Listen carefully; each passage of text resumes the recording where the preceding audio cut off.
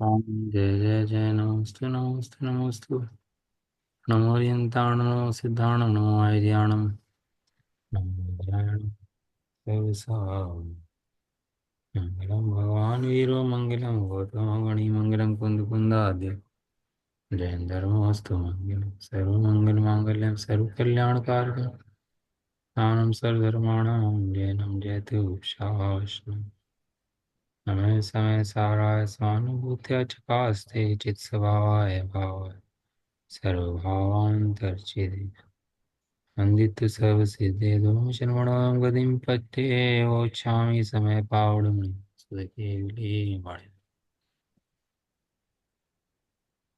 शीर्ष समय साक्षी ग्रंथ शरीर विशुद्धि ज्ञान अधिकार और गाथा नंबर 320। नंबर याद कर लो इसका।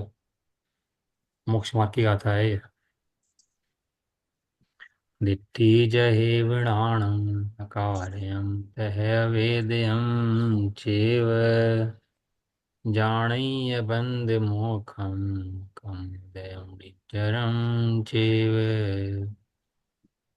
जो नेत्र त्यों ही ज्ञान नहीं कारक नहीं वेदक हो जाने ही कर मोदय निर्जरा बंद त्यों ही मोक्षी को।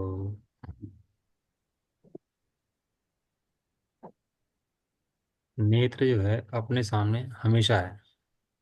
कभी ऐसा है नेत्र ना हो हमारे सामने, हम हो नेत्र ना हो। दृष्टांत उठाया वहां से जो चीज हमेशा सामने है, यानी कि सदाकाल भेद विज्ञान कर सकता है। सदाकाल भेद विज्ञान कहाँ से कर सकता है कि देख ले, नेत्र देखता है, नेत्र के अंदर कुछ आता है, नेत्र कहीं जाता है, नेत्र नेत्र में रहता है और बाह्य पदार्थ में रहते हैं। ऐसा ही स्वभाव तो ज्ञान पर लगा। कब लगा? प्रत्येक समय लगा। अब फोटो खींचे ना, तो कैमरा कैमरे के अंदर, व्यक्ति व्यक्ति के अंदर, व्यक्ति कैमरे में आया नहीं, कैमरा व्यक्ति में गया नहीं, और फिर ये फोटो खींच गई, फोटो फिर भी खींच जाती है।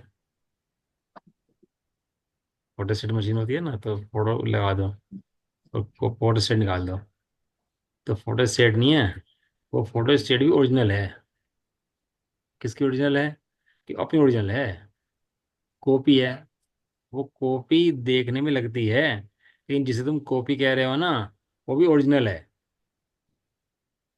वो अपनी स्वतंत्र सत्ता लेके बैठी हुई है, वो किसी के आधार से नहीं है, वो किसी की कॉपी नहीं है। ज्ञान के अंदर जो गेय बनते हैं, वो गेय नहीं है, वो वास्तव में ज्ञान ही है। ज्ञान का जो स्वप्र प्रकाशक गुण है, वो पर को प्रकाशित करे ऐसे नहीं है। वो ज्ञान स्वयं ही प्रकाशित है और पर उसके झलकने में आता है, और वही प्रकाशन है। वो किसी पर में जाए या पर उसमें आए, ये दोनों प्रवेश करें, इतनी बाधा नहीं है। प्रकाश तो जहां जाए वहां प्रकाश करे। प्रकाश के साथ बाधा है। क्या बाधा है? कि प्रकाश को वहां पर जाकर प्रकाश करना पड़ता है वस्तु के पास। लेकिन ज्ञान ऐसा है कि वस्तु के जाए बिना वस्तु को प्रकाशित करता है।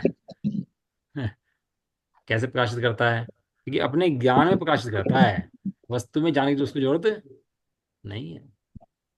ज्ञान, ज्ञान के द्वारा, ज्ञान में, ज्ञान के लिए, ज्ञान से, ज्ञान द्वारा, ज्ञान के आधार से प्रकाशमान है। कहाँ हो जा रही है? डिस्टरबेंस आ रहा है बहुत। म्यूट करो कोई भैया, आंटी म्यूट करो। हम्म।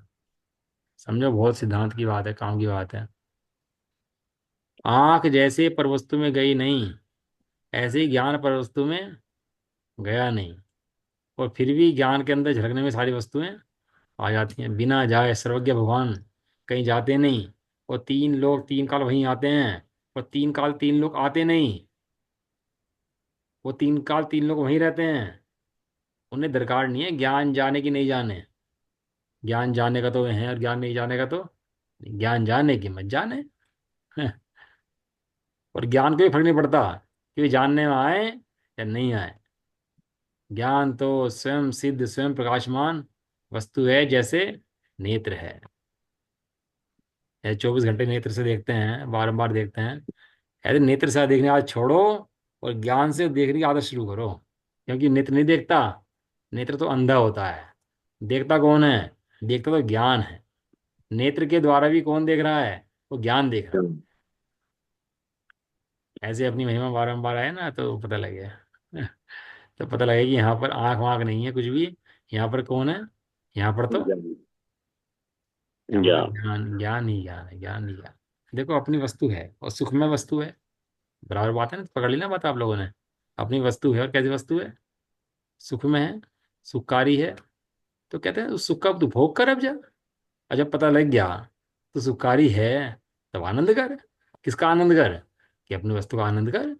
क्यों? क्योंकि सुख भरा हुआ है ना, इसलिए।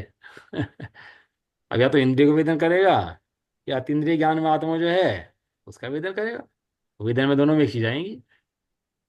वो बारंबार कर्मों को पढ़ाएंगे, इंद्रिय को पढ़ाएंगे, आगम पढ़ाएंगे। वो बाहर में इंद्रियों का लक्ष्य छोड़ करके अतीन्द्रिय ज्ञान का स्वभाव जो है उसे दिखा करके अतीन्द्रिय ज्ञान का लक्ष्य कराएंगे, बारंबार बारंबार। और ऐसा लक्ष्य में आते ही, गायक जिसके लक्ष्य में आवे, ऐसा लक्ष्य में गायक आते ही उसको पूरी व्यवस्था पता लग जाती है। पूरा 3 लोक 3 काल उसके ज्ञान में अभी वर्तमान में झलकने में आ जाता है। जब केवल ज्ञान होगा तब नहीं, पूरी व्यवस्था उसको अभी ज्ञान में आ गई। इसका नाम सम्यदृष्टि है। अब वो प्रभावों से च्युत नहीं होता, प्रभावों में नहीं पड़ता। इंद्रिय ज्ञान को सुख नहीं मानता, इंद्रिय ज्ञान को ज्ञान नहीं मानता। ये जानता है कि अखंड चैतन्य त्रिकाल मूर्ति आत्मा, 3 लोक का नाथ परमपिता, यहाँ पर तू स्वयं विराजमान है। अभी सब पूरे दिन में बात करते हैं कि भाई तू पिता है, तू माता है, तू ग्राहक है, तू दुकानदार है, तू ऐसा है, तू ऐसा है, सब आपस में बात करते हैं। ये कहने वाला कोई है कि तू आत्मा है? ऐसा कहने वाला कोई नहीं मिलता। ऐसा कहने वाला केवल एक, सर्वज्ञ देव, सर्वज्ञ देव की वाणी। डिस्टर्बेंस है।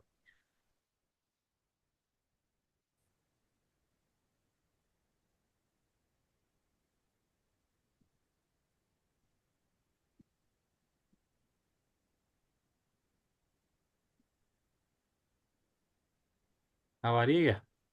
हाँ भाई आ है। रही है, आ रही है। हाँ, क्या बात चल रही थी?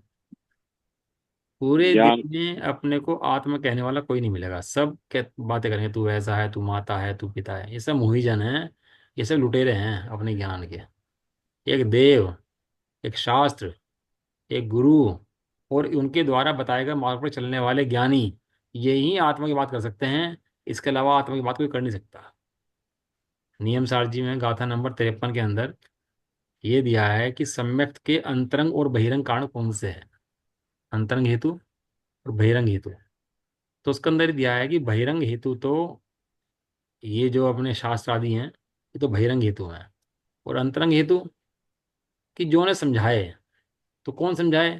तो ऐसा लिखा जिसके दर्शन मोह के 6 आदि हुए हों, वे उसके अंतरंग हेतु हैं। दर्शन मोह का 6 किसका होता है? उस समय दृष्टि, चौथे गुण स्थानवर्ती, उसके मिथ्यात्व का 6 6 होता है। दर्शन मोह का 6 होता है, सम्मत गुण प्रकट होता है। वो भी ज्ञानी वक्ता है, वो भी सम्मत का अंतरंग हेतु है। और जिसने भाई हीरा देख लिया हो, वो तो हीरे गुण गाए। और जिसे कांच देख को हीरा मान लिया हो, वो कांच ही गुण गाए। क्या जी? जिसने कांच को हीरा मान लिया, किसके गुण गाएगा? तो कांच के। आज की अब है दिल आया, क्या क्या गधी पर तो परी है, कुछ है ना ऐसी कहावत, क्या है? पति का क्या काम। हाँ, कुछ है ना ऐसे, दिल आया गधी पर तो परी का क्या काम। अब वो परी परी गुण गाएगा कि गधी गुण गाएगा? है? ऐसे ही यहाँ मतलब तू कांच को रत्न मान लिया, तब कांच गुण गाएगा। रत्न की पहचान तो तुझे है नहीं। लेकिन ऐसा कोई ज्ञानी बिरला ये रत्न की पहचान होती है, वो तो भाई रत्न को रत्न कहता है, वो कांच को रत्न नहीं नहीं नहीं कहता। कहता। रत्नों के गुण गाता है, कांच के गुण नहीं गाता। ऐसा गाथा ये है बड़ी गजब की, जैसी चल रही है इसके अंदर टीका बहार चल रहा था ना अपना। भावार्थ के अंदर हम यहाँ पर आ गए थे। काफी सेकंड दिन पैरे कर में। दिली है। सेकंड पैरे में और इतना विशेष जानना चाहिए। हाँ, यहाँ से पढ़े थे, मिथ्यात्व है वही संसार है। यहीं चल रहे थे ना अपन लोग। हाँ हाँ। मिथ्यात्व है वही संसार। अभी एक अपना नया मत खड़ा हो गया अपने, वो तो मित्र पक्षी हैं, तो सारा समाज जुड़ा हुआ है सब लोगों से।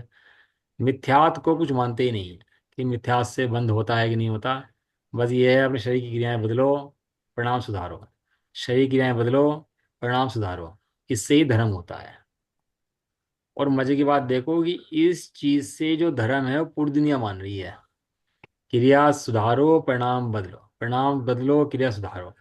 इस चीज का नाम धर्म पूरी दुनिया कहती है। बताओ कौन सी दुनिया में ऐसा है जो पापों को धर्म कहता है। सारे धर्म किस पे चल रहे हैं कि भैया पाप छोड़ो, पुण्य करो, क्रिया बदलो, परिणाम बदलो।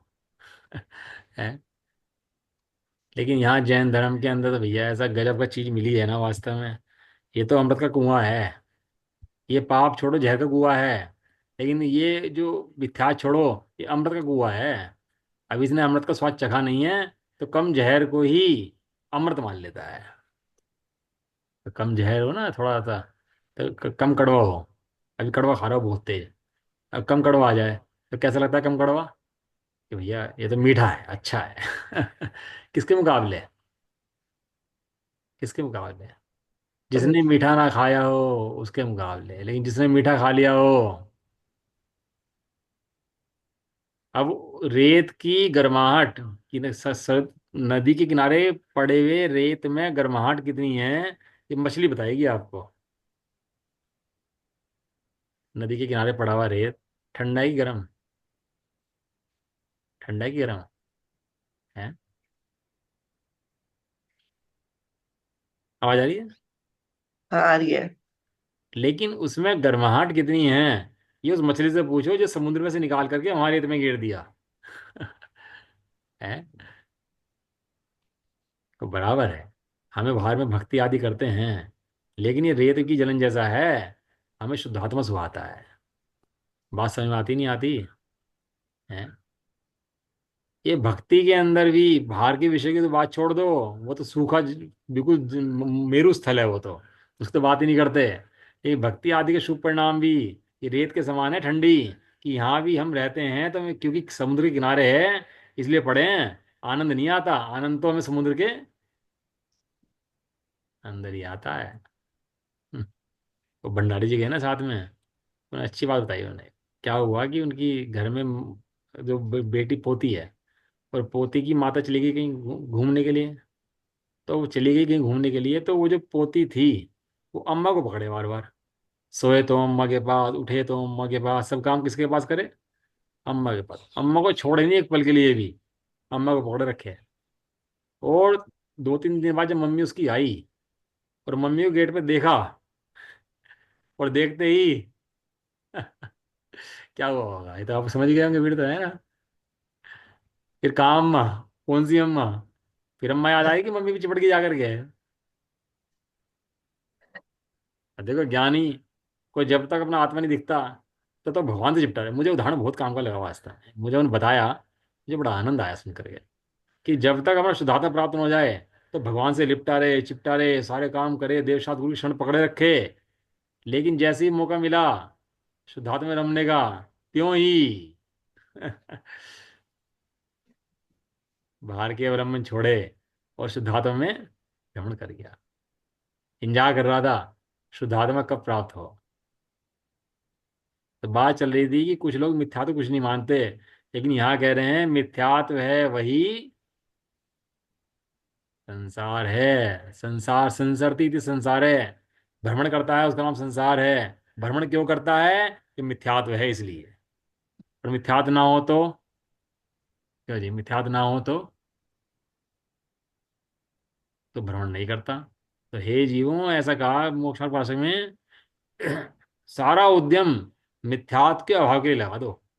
सारा उद्यम और उस मिथ्यात्व का अभाव बाहर में देव शास्त्र गुरु और तत्व निर्णय, तत्व विचार, इनसे होता है। मिथ्यात्व के अभाव की विधि क्या है? देव शास्त्र गुरु का अवलंबन और तत्व रुचि, तत्व निर्णय, तत्व विचार, इनके द्वारा होता है। देखो, तत्व विचार वाला व्यक्ति बाह्य में कुछ नियम त्याग व्रत ना करे तो भी सम्यक का अधिकारी है। और तत्व विचार रहित वाला, जो तत्व विचार नहीं है, वो सब क्रियाएं करता हुआ भी सम्यक का अधिकारी नहीं है। कहो तो संसारी है, कहो तो मिथ्या दृष्टि है। अब बहुत लोग आपको दिखाई देंगे क्रियाएं करते हुए, बाहर की धर्म की बहुत सारी क्रियाएं करेंगे, है ना, आपको पूजा प्रसाद आदि भी करते दिखाई देंगे, सब शास्त्र पर दिखाई देंगे। लेकिन दृष्टि, जिसकी दृष्टि मिथ्यात्व पर होगी वो मिथ्यात्व के नाश का उपाय करेगा, और जिसकी दृष्टि मिथ्यात्व पर नहीं होगी वो संसार का उपाय करेगा। हम्म, लेकिन मिथ्यात्व है वही संसार है, दर्शन मोह है, मिथ्यात्व है, प्रकृति कर्म की है, वो सबसे भारी है। मिथ्यात्व के जाने के बाद संसार का अभाव ही होता है। समुद्र में एक बूंद की गिनती नहीं होती। बताओ। पंच प्रावर्तन होते हैं ना, द्रव्य प्रावर्तन, क्षेत्र काल प्रावर्तन, भव प्रावर्तन, भाव प्रावर्तन। पढ़े पांच प्रावर्तन आप लोगों ने? स्वरूप जानते हो पांच प्रावर्तन किसे कहते हैं? सबसे छोटा परावर्तन है द्रव्य परावर्तन, उससे बड़ा है क्षेत्र, उससे बड़ा काल, उससे बड़ा भाव, ऐसे परावर्तन के भेद हैं। सबसे छोटा जो द्रव्य परावर्तन है, उस द्रव्य परावर्तन के अनंतवें भाग के अंदर अनंत कल्पकाल समाये हुए हैं। और एक कल्पकाल कितना बड़ा है? 20 कोड़ा सागर का। और एक सागर का माप कितना है? तो गड्ढा बनाओ, भरो, सब सबका और उतना बड़ा गड्ढा खोदो और उसको बनाओ, उसको भरो, एक ही वजन लंबा, एक ही वजन चौड़ा। और से मेमने का बाल लो, इसके दो ना हो सकें, उससे भर दो। उसके ऊपर चक्रवर्ती की सेना निकाल दो, ऐसी सेना निकल जाए, गुंजाइश ना रहे दबने की। और जब 100 साल हो जाएं तो एक बाल निकालो, 100 साल निकाल हो जाएं तो फिर एक बाल निकालो। जितने में गड्ढा खाली हो तो उसका बोलते हैं अद्धा पल्ले, है ना, पल्ले और धार पल्ले, सब पढ़ लेना आप वहाँ पे। तो नरक में चला जाए ना 33 सागर के लिए, तो एंजॉय करता है, निकलू कैसे? ये किसका प्रभाव है? किसका प्रभाव है? ये सब मिथ्यात्व का प्रभाव है। और एक मिथ्यात्व के चले जाने के बाद वो महावीर स्वामी के 10 भव हों चाहे किसी के 100 भव हों, चाहे किसी के 1000 भव हों, बताओ, उन भवों के सामने जो गड्ढा भर के निकाले और उसके सामने अनंत काल जो बीता, उसके सामने इस जो छोटा सा भव है, 10 20 50 भव, उनकी क्या कीमत है? अब भाव भाषण हुआ उसका? नहीं हुआ थोड़ा? कि जो जो संसार उसका बचा है, वो कितना बचा अनंत के सामने, उसका संसार कितना सीमित है। क्या करा उसने? मिथ्यात्व का अभाव कर दिया। अपने स्वरूप का ज्ञान और अपने स्वरूप का ज्ञान, इतना बड़ा फर्क है इन दोनों के अंदर। जो अपने आत्मा को नहीं जानते, जानना भी नहीं चाहते और प्रयास भी नहीं करते, तो उनका संसार कितना भयंकर आने वाला है। और जो अपने आत्मा को जानते हैं, उनके मोक्ष के फल कितने बड़े आने वाले हैं, ये डिफरेंस इससे पता लगने लगता है। इसलिए मूल में मूल जैन तत्वों का श्रद्धानी होना। क्या होना? जैन तत्वों का धामी होना। भगवान के मार्ग में निशंक होना। अजी ऐसा होता होगा, गड्ढे में भर दिए बाल और 100 साल बाद निकालोगे वो निकलेंगे, और ऐसे ऐसे होगा जी, हाँ हो लिया इतना इतना लंबा काल, ऐसे होता होगा भला? है? ले जुबान, तलवा से दे मारी, उड़ाओ जाओ कहीं की भी, कुछ भी कह दो, कौन फर्क पड़ रहा है? हैं? पहला अंग कौन सा कहा? पहला अंग निशंकित। निशंकित अंग। अंग वो उसे कहते हैं जो हमारे साथ हमेशा रहता है। अंग ऐसा होता है जो कभी चला जाए कभी आ जाए निशंकित अंग किसे कहते हैं? जो अपने साथ सदाकाल रहे। इसलिए मूल में मूल जान करके इस मिथ्यात् के अभाव का उपाय करना। और इस मिथ्यात् के अभाव का उपाय शास्त्रादिक हैं, देवादिक हैं। सो देवादिक की प्रतीति करना, शास्त्र का अध्ययन करना, तो तत्वों का विचार करना। इनके बिना मिथ्यात् का अभाव नहीं होता, सम्यक का अधिकारी भी नहीं। इसलिए जिन्हें जैन धर्म की आज्ञा स्वीकार हो और वास्तव में संसार का दुख लगता हो और संसार छेदने का उपाय भी करना चाहते हो, तो वे भैया मुंह से तत्वों का विचार अवश्य ही करें। देखो तत्व विचार की महिमा। जीवों ने अपना भी नाश कर लिया और समस्त जीवों का नाश कर दिया।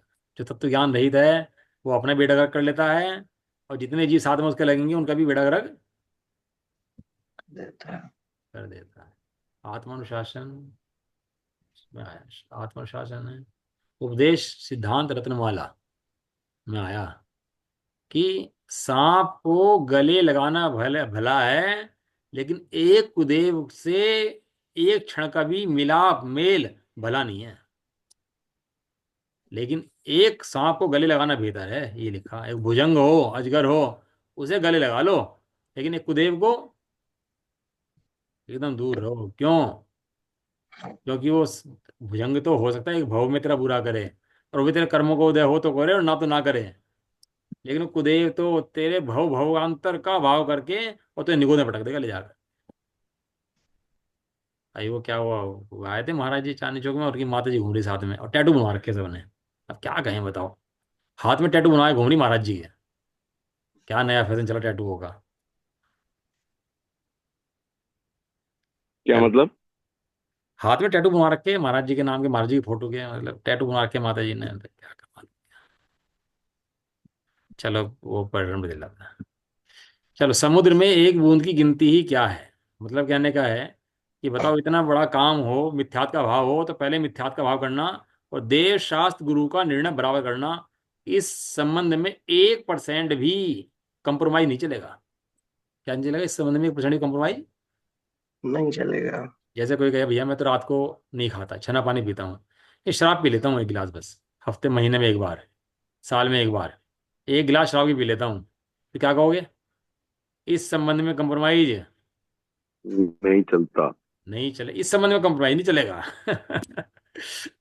ऐसे ही देव शास्त्र गुरु का यथार्थ निर्णय है, इस संबंध में कंप्रोमाइज नहीं चलेगा। मिथ्यात का पोषक है, ये मूल में मिथ्यात का पोषण करके जीव को जहर पटक देता है भूले जाकर। कह रहे हैं समुद्र में एक बूंद गिनती क्या है, और वहां विशेष जानना चाहिए कि केवल ज्ञानी तो साक्षात शुद्धात्म स्वरूप ही हैं। केवल ज्ञानी कैसे हैं? साक्षात शुद्धात्म स्वरूप ही हैं, शुद्धात्मा ही हैं। और शुद्ध ज्ञानी, शुद्ध ज्ञानी माने जिसने सुनकर ज्ञानी हुआ है। केवल ज्ञानी स्वयं ज्ञानी है, और शुद्ध ज्ञानी सुनकर ज्ञानी है। भाई केवल ज्ञानी तो स्वयं में ज्ञानी है ना, उनका तो सुनने की जरूरत नहीं है ना। लेकिन शुद्ध ज्ञानी है कुछ हदमस्तों को वो सुनता है, इसलिए शुद्ध ज्ञानी। शुद्ध ज्ञानी भी शुद्ध नय के अवलंबन से आत्मा को ऐसा ही अनुभव करते हैं। प्रत्यक्ष और परोक्ष ही भेद है। कैसा भेद है इन दोनों के अंदर? भगवान के अंदर, केवल ज्ञानी के अंदर, और छदमस्त ज्ञानी के अंदर, चौथा गुण स्थानवर्ती के अंदर पकड़ो, और तेरह गुण स्थानवर्ती के अंदर पकड़ो।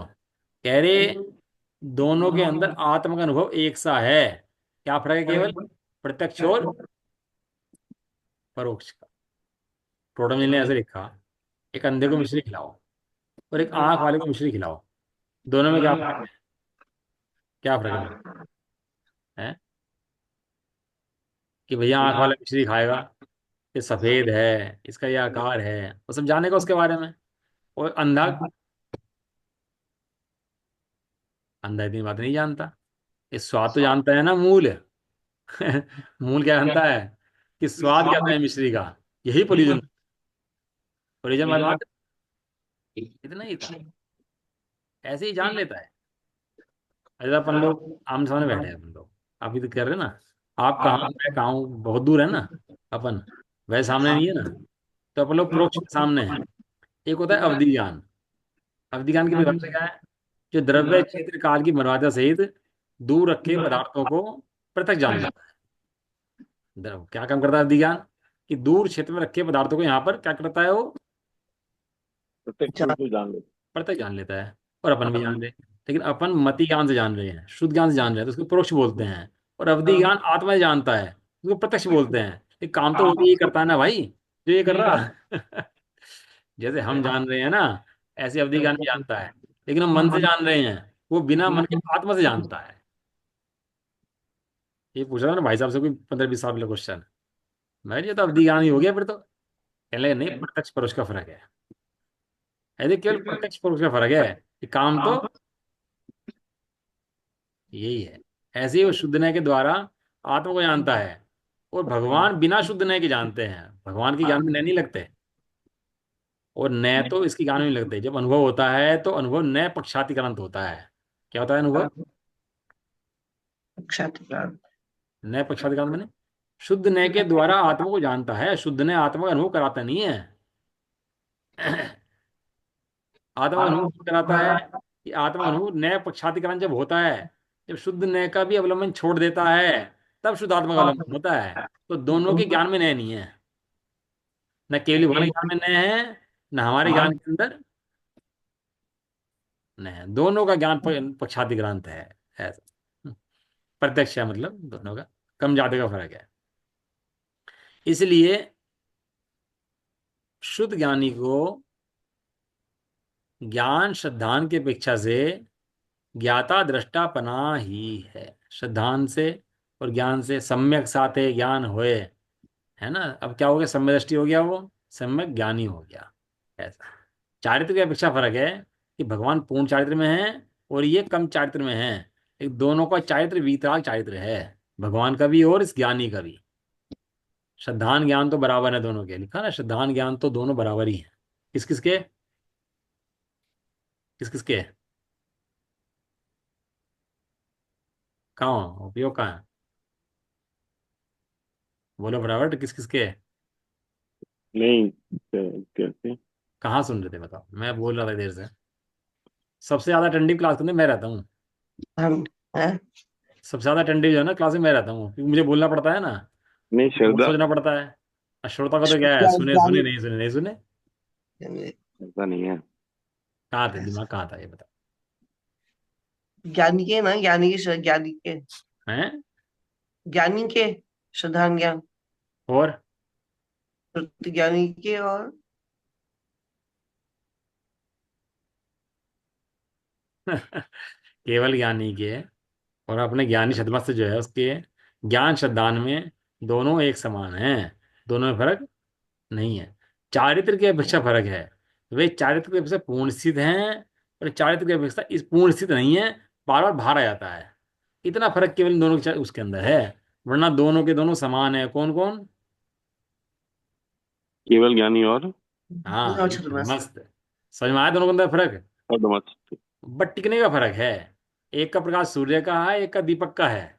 अभी रात को पढ़ना हो अपन लोगों को, तो कैसे पढ़ोगे? दीपक का प्रकाश जला लोगे, प्रयोजन तो पूरा हो जाएगा ना, काम तो पूरा हो जाएगा ना।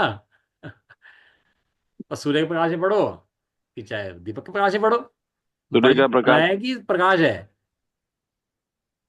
ऐसे नहीं, छत्तीस का प्रकाश। ज्ञान हो कि केवल ज्ञान ही ज्ञान हो, दोनों का ज्ञान एक ही काम करता है। दोनों का ज्ञान अपने को जानता है, अपने आत्मा को दोनों का ज्ञान पूर्ण जानता है, कम ज्यादा नहीं जानता। अर्धमस्त और का ज्ञान डगमगा देता है, लेकिन सूर्य का ज्ञान स्थिर है। हाँ जो प्रकाश है सूर्य का वो स्थिर है, और दीपक का प्रकाश हाँ, लेकिन वहां डगमगाता है। प्रयोजन क्या है? प्रयोजन पढ़ाई करना है, हम्म। प्रयोजन सुख है, प्रयोजन अपने को जानना है, वो तो पूरा हो जाता है।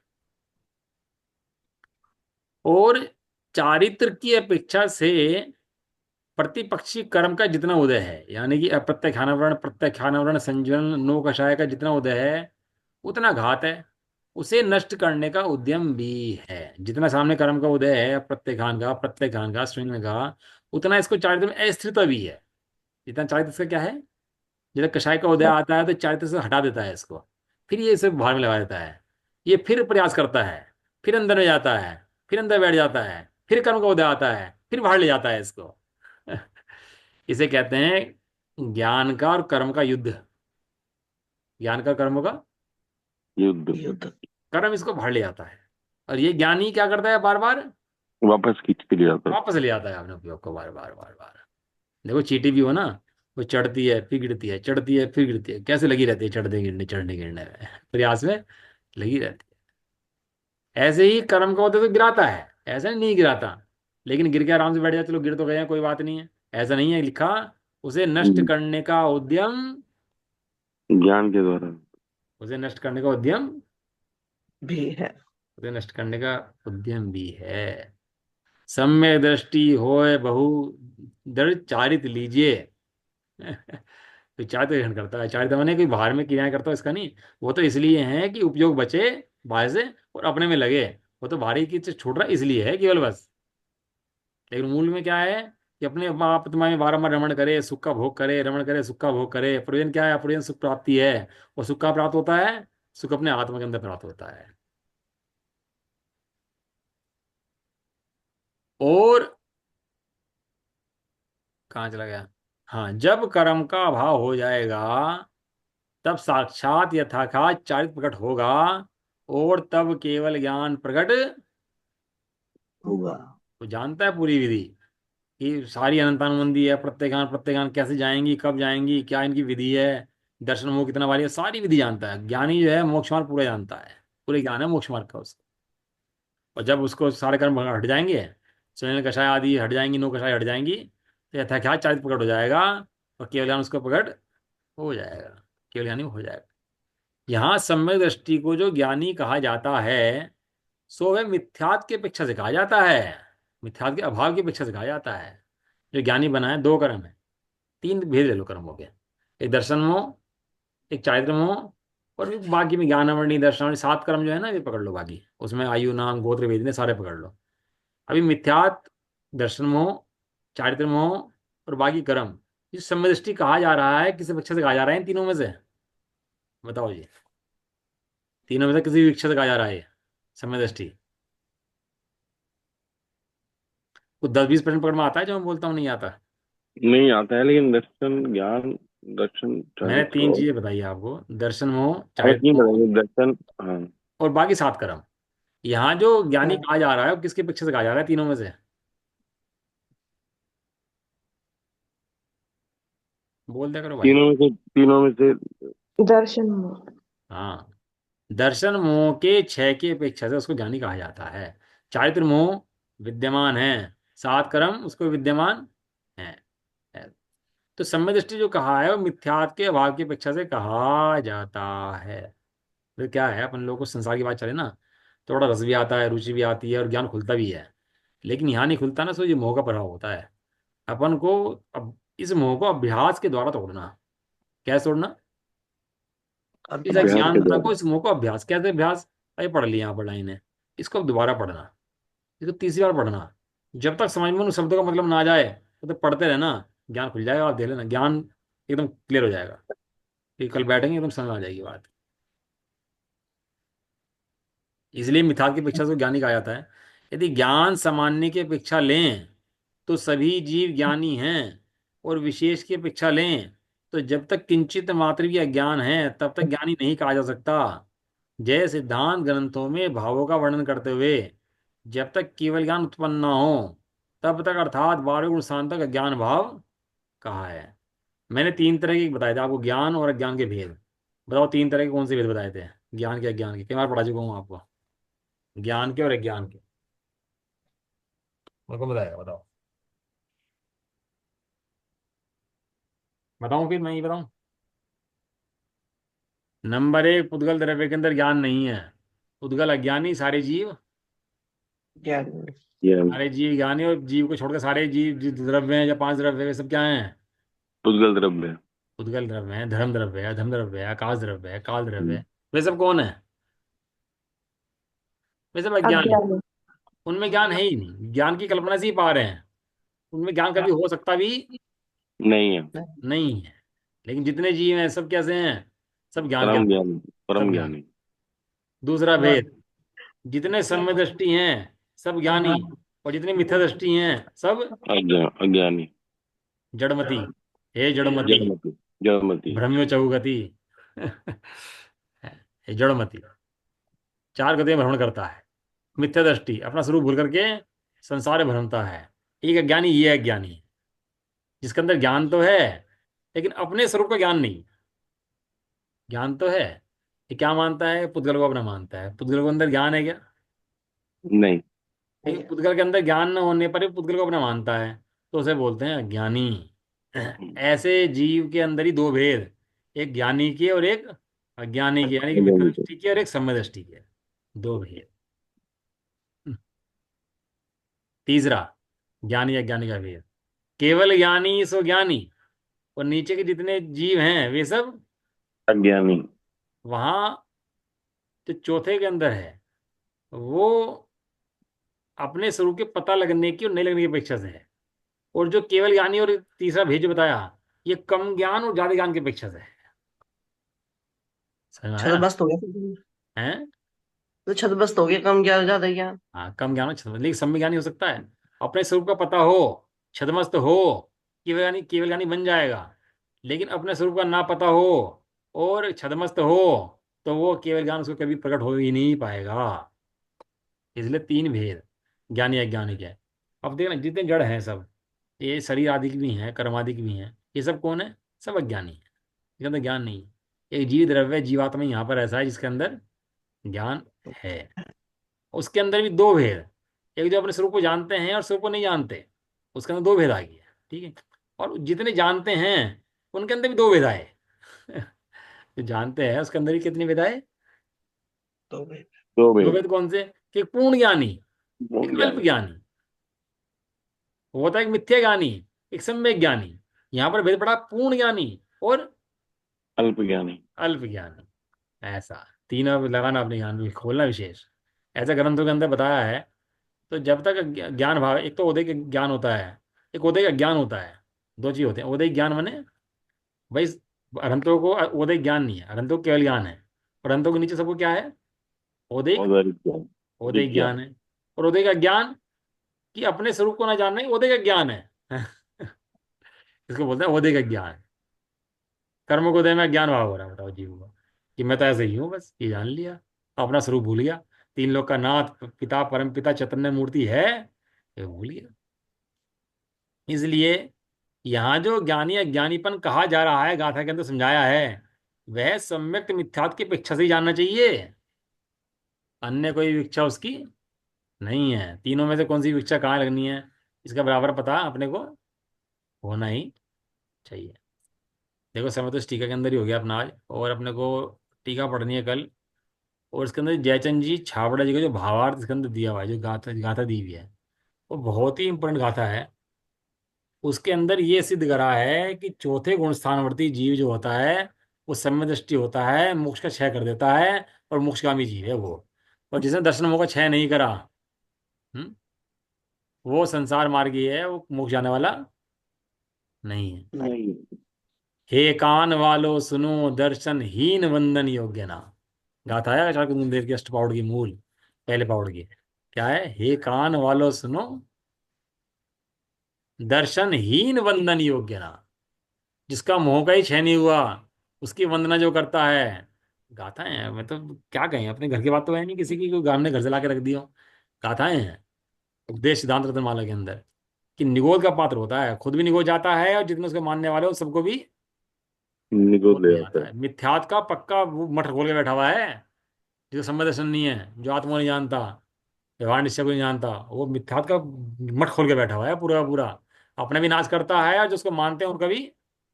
नाश करता है। इसलिए देव शास्त्र गुरु का पक्का यथार्थ निर्णय जैसा है वैसा। हमें जैन धर्म में कोई भी कंप्रोमाइज मंजूर नहीं है। इस संबंध में तो बिल्कुल नहीं है। कोई कहे नमस्कार कर दो, इस संबंध में तो 1% कंप्रोमाइज पहले से ही नहीं आया। पता नहीं श्रद्धा के अंदर, अब की बात नहीं कर रहा, जो पाठशाला पढ़ने जाते थे ना उस समय से ही नहीं आया। कब भेजते हैं बुआ जी, कब भेजते पाठशाला वहाँ आपको हमें? कब की बातें हैं? हो गई 35 साल में ज्यादा से हैं, चालीस बड़े साल आराम। उस समय से ही मतलब जीवा जी पढ़ा दिया पहले से ही, तो दिमाग में आई ही नहीं कभी ये चीजें कि गुरु को देव को ही मानना है। इसलिए अपना भला चाहो तो भैया देवशास्त्र गुरु का था निर्णय, किसी को नमस्कार मत करो कि खोटे गुरु को तो बिल्कुल भी। और अपना यथार्थ निर्णय रखो अपने आत्मा का, और देवशास्त्र गुरु का पूरा श्रद्धान रखो। चलो है ना, कल पढ़ रहे हैं इसकी गाथा, ठीक है। निज निधि निज में बताई, यह अनंत मैं तो प्रकार है। के इसके लिए योगिनी वाणी माँ को वंदना वंदना कुमार। शब्द हमारे हैं। नोणों का।